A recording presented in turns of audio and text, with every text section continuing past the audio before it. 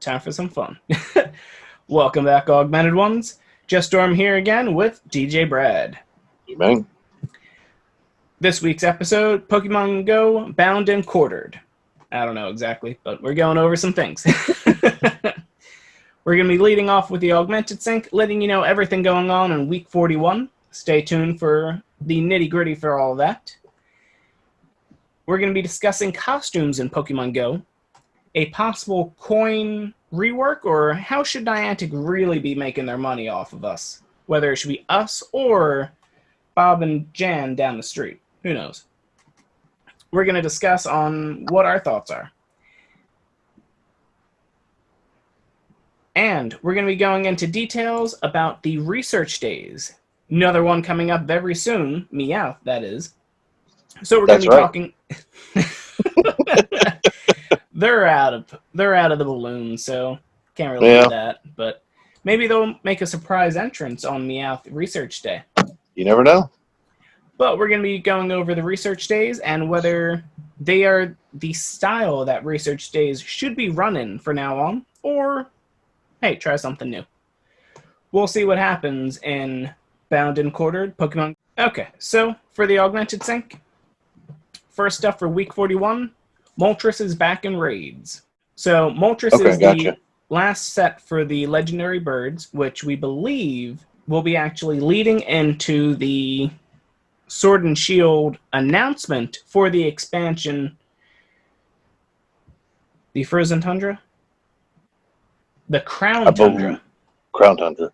That sounds about right. Crown Tundra. I have it up. Let me double check. Crown Tundra, yeah.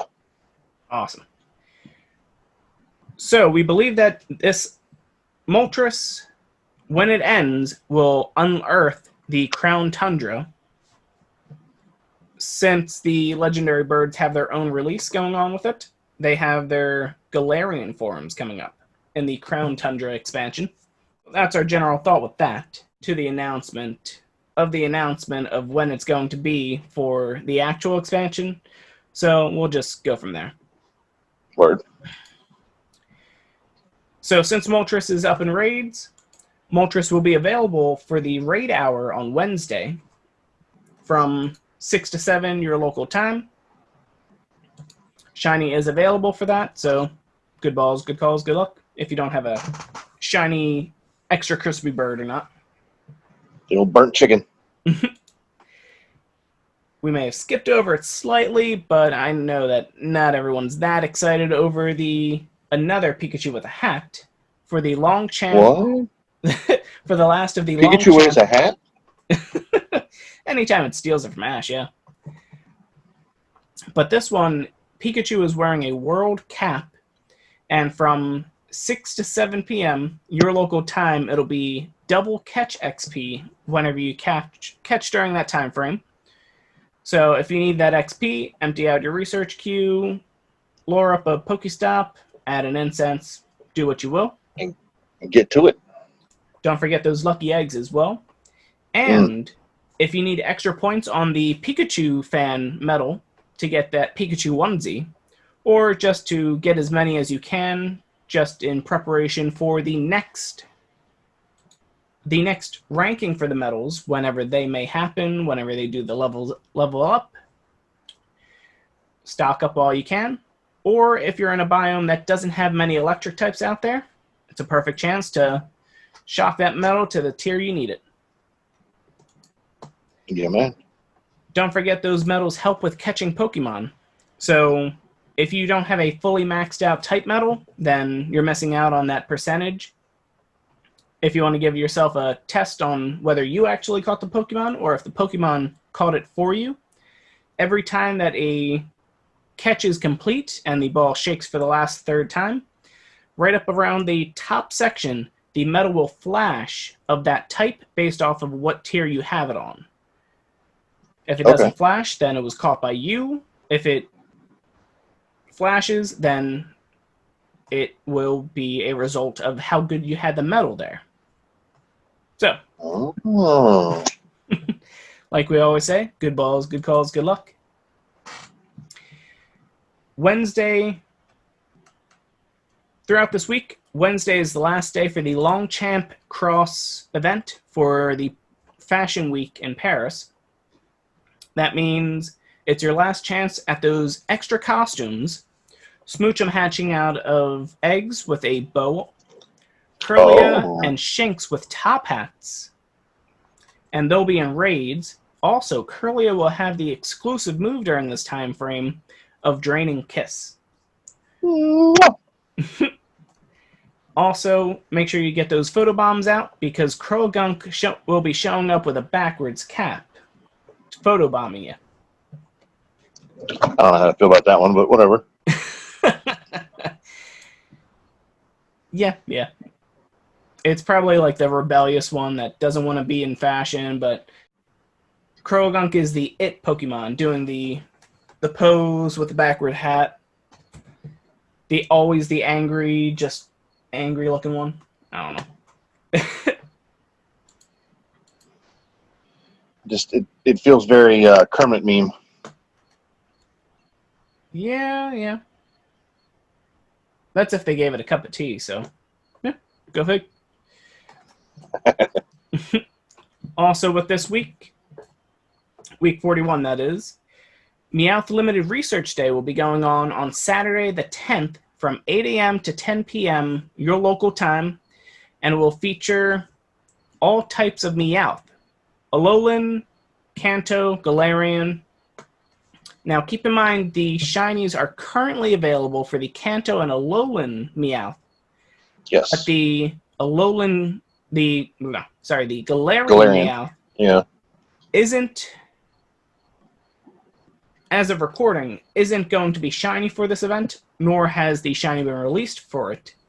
But it is the way that the free-to-play players can get the Galarian Meowth, and sometimes the Alolan Meowth, because they don't have as many incubators available. They're not available for raids as often, or they may have not been playing during this time frame that Galarian Meowth was originally released. And I'm not 100% sure, but I don't think Galarian Meowth was released into the wild. It might have been, you know what? I don't think so. I definitely haven't seen it in a while. Yeah. Basically, it's the free-to-play players. It's Niantic catching up to the other players that weren't able to get out or don't have the funds to play the way that the whales set in motion for us. Yeah, I definitely have one, but I don't have my game loaded up, so... Yeah, all of mine were hatched, so... I think they're all... Yeah, I don't think they're available in the wild. The Galarians were part of the egg event during the Ultra Week event. And that brings up a lot of discussion in means of the research days. Because with the last research day was actually Snubbull. And I think they really hit it on the head with it because it introduced a revolving quest line. I think it was about 20 pages of catch a Snubbull, evolve a Snubbull, transfer a Snubbull, all that type of stuff. Catch 3 fairy Pokemon. So as long as you didn't catch in the wrong order, and if you saved the Snubbull from the previous turn-in, then you had another capture to do for it. So it's a nice trick you would have, because sometimes the research wouldn't automatically generate. But it was the quarantine way to get everyone to participate in the research day.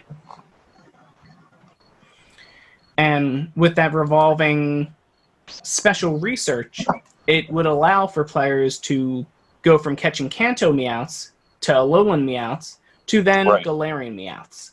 Right. Keep it mixed up. Yep.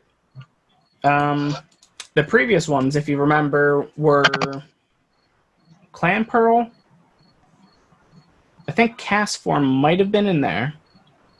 No, it was Cast Form was spawning more often as we were doing Little Pearl! Ah, that's right. Yeah, little Votem. Castform, Votem. aka Peter Griffin's chin Pokemon. That's a ballsy statement, man. Hey, I thought we were family guys here. I'm not. It's not nuts. It's not. I'm not the first one who's thought of that.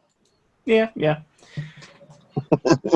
Um, My Galarian Meowth was a storyline reward, so I actually caught him. I didn't hatch him. oh, that's right. That was Yeah, so I only have the one, but that was one of the Go Fest ones, wasn't it? I think so. Yeah. So either Pretty way, sure. it was still trapped It behind was not. It was not available in the wild, and yeah. as far as I know, it's still not. Yeah.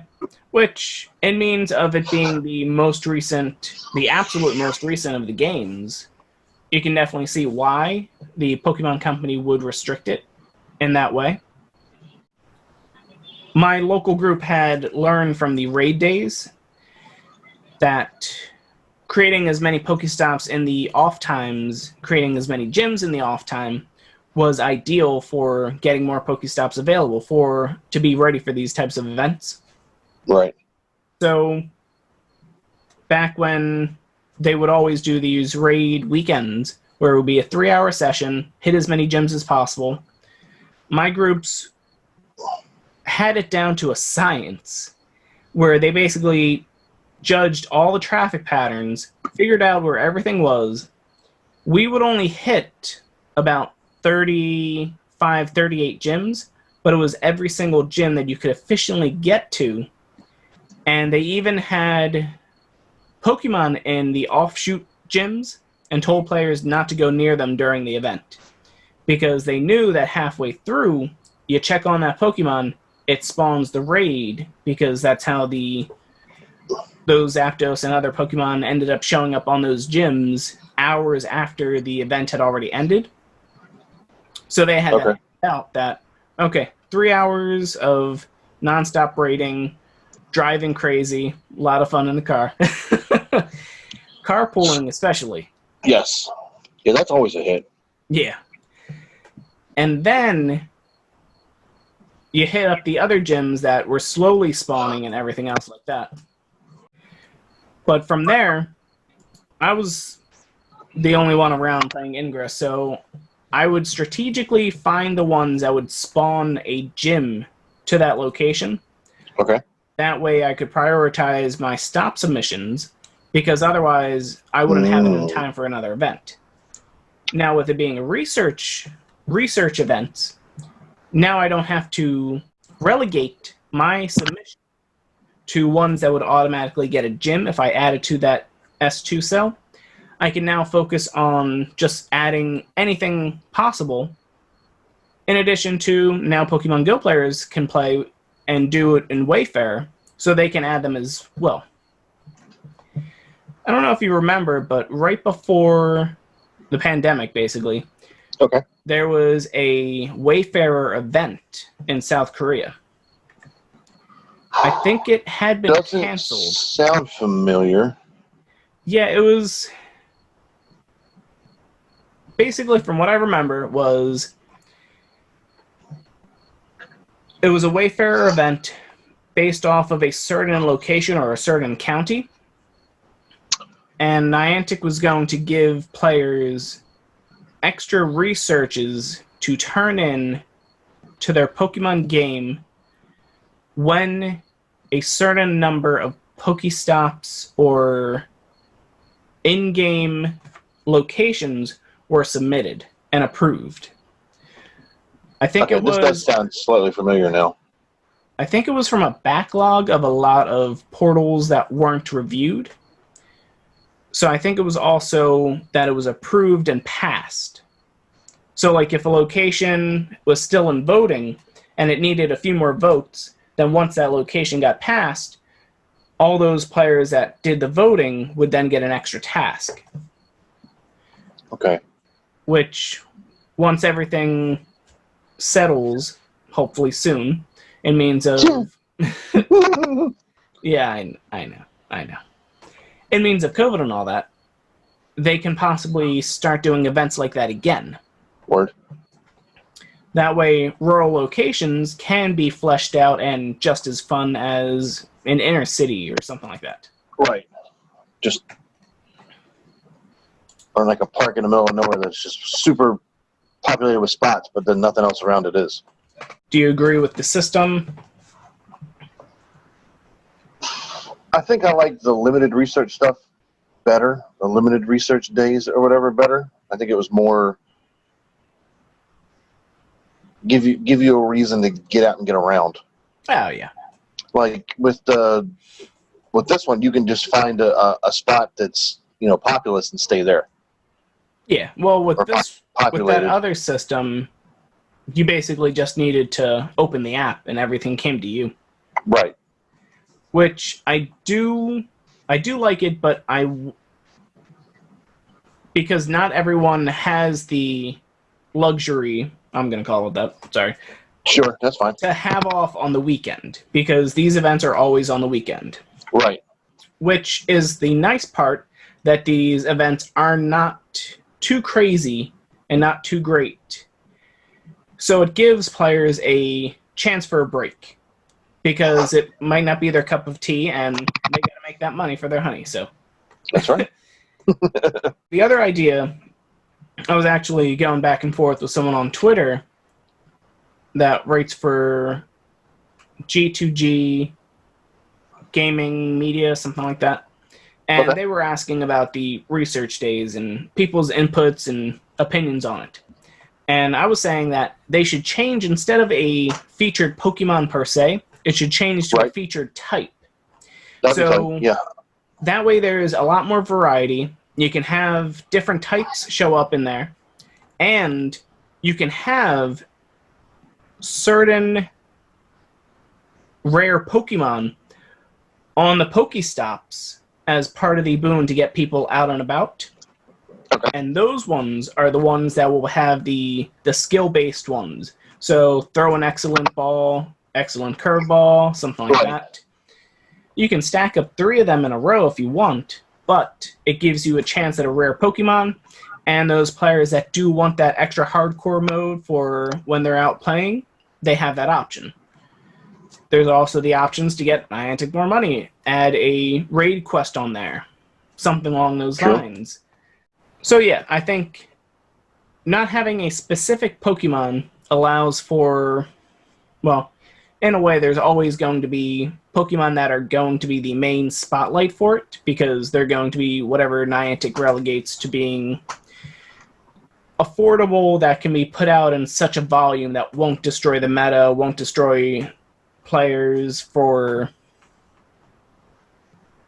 rarity. Yeah. So those rare Pokemon, they get saved for community days, because you need to drive out the entire community because it's a strong Pokemon. Mm-hmm. But these limited research days are for just everything in between. Anything to mix it up. Yeah. I'm all for it. And this is good for people, too, that can't get 2 stops. Gives them an opportunity to get, pop an incense and get something specific. But you're right. It would be much better if it was, okay, we're going to do ice types this time. Since you might live in you might live in desert biome or something like that. Right, a desert biome or a mountain or whatever, and you don't get a chance. Temperature doesn't dip long, whatever. It doesn't snow where you're at, and so you don't get the weather bonus guys. So back in the day, I don't know if you remember or not, but in order to work on the ice type metal, you either had to find a nest for Jinx, find a Lapras, which was already rare at that, or evolve multiple seals so that you would get the Dugong evolution, which is part water, part ice. Same thing with Shelter, part water, part ice, but you needed to evolve them in order to get that extra metal progress. And catch Articunos, but yeah, no. At first, they weren't out, so you know that. But yeah, I'm just being nostalgic. Metals were a pain in the butt in the first. We found the way to play, and where there's a will, there's a way. Indeed. Other thing I want to see get incorporated, if they do a similar style to how they have it now, it'll be other players. See, I want to see a catch competition. Okay. So basically, catch Pokemon as fast as possible. But I think they would have to phase the game, and the Pokemon would have to come to you, and you wouldn't be able to catch anything outside of the phasing. They would have to disable Go Pluses and Gotchas and stuff like that to keep the player base level. But it could be an actual skill test. Okay, yeah, so speed challenges. I feel like it has to be a phase, or possibly it could be part of a raid. So players show up to a gym after the raid or before the raid. You can sign up for a catch challenge. And basically, an impossible Pokemon to catch shows up, and you have to land as many excellent throws as you can. And maybe the trainers that get the most excellent throws, most excellent. Nah. Party on, man. Yep. The most excellent ones get a reward for completing the gym, or maybe if you get a perfect score before a raid, you get a free raid pass. That'd be dope. That could be pretty cool. Or maybe a single-use incubator, something along the lines. That way, it could still give you something to do when you complete the raid, or before the raid actually starts. And maybe that could be like a raid incubator type system as well. Okay. Where it may speed up the raid if enough people are doing that. So I was thinking about a way that... No, I'll save that for another time. Talking about a nest migration. That the nest migration should become like a special spotlight. The spotlight hour should be the nest migration. There we go. Okay. And it would basically say that half an hour beforehand, the Pokemon from the previous week are increased to spotlight level standards. Okay, I got you. Then when half an hour hits, it switches to the new Pokemon that's going to be there. Right. And then after that half an hour ends, it goes to standard volume, but it's still that new Pokemon there. Right. So it could So it's create like from some 7:30, because I think it's at 8. Well, 8 Eastern. I'm pretty sure that's what it is. 6 to 7. It's 6 p.m. to 7 p.m. local time. So I would say that at 6 p.m., the current nest Pokemon is there. Then 6 to 7, it switches to the new Pokemon for that same increased amount. And then after 7 and for the rest of the week, it stays that Pokemon. That new nest Pokemon? Right. Yeah. Okay. So it could give players another reason to know where the nest is, and lets them know what nest Pokemon is there without needing to be in a park at 8, 9 o'clock at night. Yeah. Granted, 6, 7 o'clock isn't that much crazier, but still, it lets people know what was there before, what's going to be there after. The only thing with that I can think it might be an issue is that the nests migrate globally at the same time. So whenever it's 8 o'clock, I think it's 8 or 9 for us here on the East Coast, but it's like 4 on the West Coast. So then places like, Australia or Japan or whatever, it could be 1 o'clock in the morning. Yeah. Okay. So it might be duly noted. That might be an issue, but they could just make it this day at this time, and regardless of where you are. Because if they do it once, then if it's Wednesday at 6 local time, well, even if no matter when it changes, it's fine. Potentially, I don't know if it would have big implications, but what if it still happened on like the spotlight hour time frame, or Okay. a nest day or something like that on Thursdays, maybe. That would be your last chance at the previous nest Pokemon, because I would assume that the nest has its own code assigned to it, and if they can I would imagine. jiggle with the code during that time frame, then they might be able to frame it up. I don't know. That or they just have like a nest mayhem every day at 6 o'clock till 7. Nest mayhem. I like it. I don't know what it entails, but I like it. I don't know. Random thoughts might help bring out a little more attention to Nest, but honestly, something needs to be done for sure. Yeah. Because I couldn't even tell you last time I specifically went to a nest. I have no idea. Yeah. There's just not that much of a pull for it, and with how fast that events come in and out, sometimes the nest Pokemon get overridden by it, so there's almost no reason to go there. Yeah, and for the real. incense and lures don't help you with that nest, so it makes it a little more difficult at that too. Yeah. Yeah, and nothing can kill the desire to go to a nest than just the worst nest Pokemon. Mm-hmm.